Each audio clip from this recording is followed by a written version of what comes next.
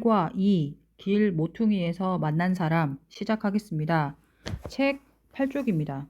한 장의 핵심 속 먼저 볼게요. 길 모퉁이에서 만난 사람.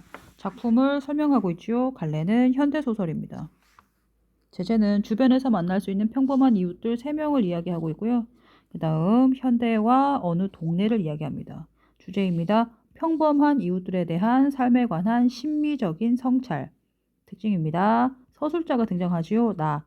이 사람이 관찰과 묘사로 그 세 사람의 인물의 성격과 특성을 보여주고 있고요. 그 3명의 이웃을 바라보는 서술자의 따뜻한 시선이 잘 드러납니다. 그리고 갈등이 나타나요. 소설에는 원래 갈등이 드러나죠. 하지만 이 소설은 그런 것이 없다. 등장인물들의 특징 보시면 김밥 아줌마입니다. 김밥을 잘 만들어요. 그리고 주변 신경 쓰지 않고 김밥을 잘 만드는 행위에만 몰두하고요.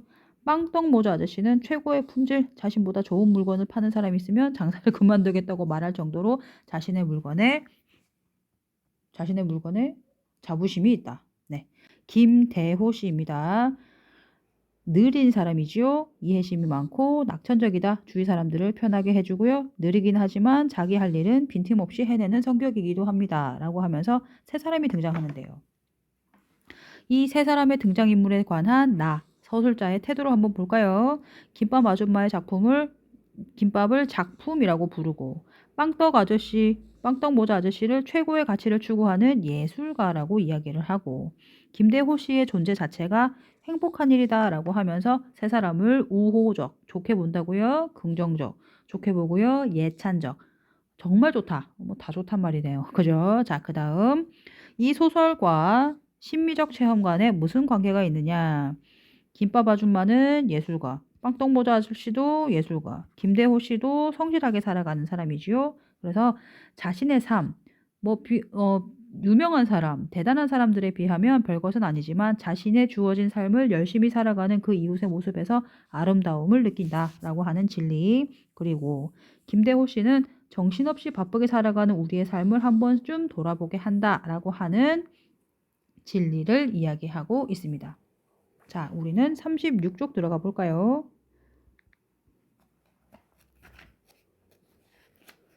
자, 36쪽. 여기.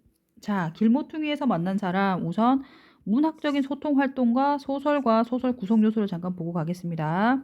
문학적으로 소통한다라고 하는 것이 무엇이냐면 작가는 문학 작품을 쓰면서 자신이 전달하고자 하는 의도를 언어로 형상화하고요. 그러면 독자는요. 읽는 사람은 문학 작품을 읽으면서 작가가 전달하고자 하는 바가 무엇인지를 파악하고 그리고 독자의 입장에서 나는 이렇게 생각해. 그 말이 맞다고 생각해. 아닌데 그거는 좀 아니라고 생각하는데 라고 해석을 합니다. 하나 더. 독자와 작가는 소통을 하는데 무엇을 매개로? 문학작품을 매개로 소통을 하지요.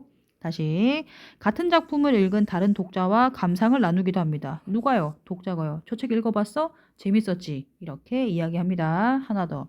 문학적 소통 활동을 하는 예는 뭐냐면 작가에게 편지 쓰는 것도 있고요. 등장인물을 가상 인터뷰하는 것도 소통이고요. 다른 독자와 감상 나누는 것도 소통의 예가 되겠습니다. 자, 소설 속 인물을 어떻게 제시하느냐? 직접 인물의 성격, 특성, 심리 등을 직접 제시하는 방법이 있어요. 걔는 급한 애야. 걔는 예뻐. 이런 식으로 간접 제시는요. 서술자가 직접 인물의 성격을 제시하기보다는 행동이나 대화 등을 통해서 돌려서 보여주는 방법을 간접 제시라고 합니다. 자, 봅시다. 소설입니다. 소설은요. 현실에서 일어날 법한 일을 작가의 상상력과 구성력을 가미하여서 쓴 이야기입니다. 가짜 이야기지요. 산문문학입니다. 시는 문학이고요. 그 다음에 소설은 산문, 느려서 쓴다라는 뜻입니다. 그 다음 소설을 구성할 때 내용의 효과적인 표현을 위해서 이야기가 짜인 방식을 위해서 필요한 게 3가지가 있는데요. 사람이 등장해야 되죠. 그 다음에 사건이 들어가야 되고요. 시간과 장소가 나타나는 배경 되겠습니다. 자, 우리는 38쪽 들어가 보겠습니다. 이제부터는 본문을 쭉 읽어보면 되는데 어려운 말은 없어요. 어려운 말은 없고요. 맨 처음에 보면 여기 위에 줄거리 영상이라고 하는 거 있죠. 책을 다 읽고 나서 요걸 한번 보면서 사람들을 간단하게 3분 정도를 설명하고 있거든요. 별로 안 어렵습니다. 보시면 되겠고요. 자, 우선 처음 부분에서는 이 소설의 배경을 이야기하고 있어요. 어이구, 여긴데. 으쌰. 자, 봅시다. 이 소설의 배경은 현대가 되겠고요. 공간적 배경은 북한 사자들에게 둘러싸인 어느 동네입니다. 예술적이다 라고 이야기하고 있는데, 그러면서 이 동네는 북한산 자락, 자연이 아름답다. 그리고 예술인이 많고 작은 카페가 뭐 많다라고 하는 것을 이야기하고 있어요. 이번엔 40쪽이에요. 40쪽 보면은요. 첫 번째 예술가라고 하면서 김밥 아줌마를 얘기하죠. 자, 이 소설의 구성적 특징은 인물, 세 사람의 인물에 대한 나의 관찰과 묘사, 그들에 관한 서술자의 생각을 중심으로 하면서 이야기가 전개되고요. 갈등이라고 하는 것이 등장하지가 않아요. 그래서 소설은 일반적으로 발단, 전개, 위기, 절정, 결말의 구성 단계가 있는데 이것은 그렇지 않고 그냥 쭉 설명만 해주고 있습니다. 인물 설명을 하고 있어요. 그것의 특징입니다. 김밥 아줌마 얘기했지요? 자, 41쪽 보시면은요. 41쪽 보시면은 여기서는 뭐를 들어가냐면 이 소설의 별칭, 별명이라고 생각하면 됩니다. 인물 소설이죠. 왜냐하면 그 인물에 대한 섬세한 관찰과 묘사, 사회를 보는 어떤 시선, 따뜻한 시선이 담겨 있다라고 하는 것이로서 인물 소설이라고도 이야기할 수 있고요. 두 번째 예술가 아저씨는 빵떡모자 아저씨라고 이야기하고 있어요. 빵떡모자 아저씨를 설명하고 있고요. 자, 사람들은 왜 빵떡모자 아저씨의 트럭을 찾을까요? 이 동네 자체가 시장이 되게 멀어요. 그리고 아저씨가 고정적으로 오기 때문에 물건을 믿고 살 수가 있고 품질이 좋아서 그렇습니다. 아저씨가 자신의 물건에 자부심이 있다라고 이야기했죠. 그러면서 첫 번째 예술가, 두 번째 예술가인 김밥 아줌마와 빵떡모자 아저씨의 공통점은 자기의 맡은 일에 열정적이고 최선을 다한다. 그것이 무엇이다? 예술가적이다라고 이야기를 하고 있어요. 그것이 작가의 관찰, 깨달음이라고 해서 이것을 심미적으로 연결할 수 있다라고 이야기하고요. 긴데요 아저씨 들어가지요. 긴데요라고 하는 게 제가 맞습니다라는 뜻이에요.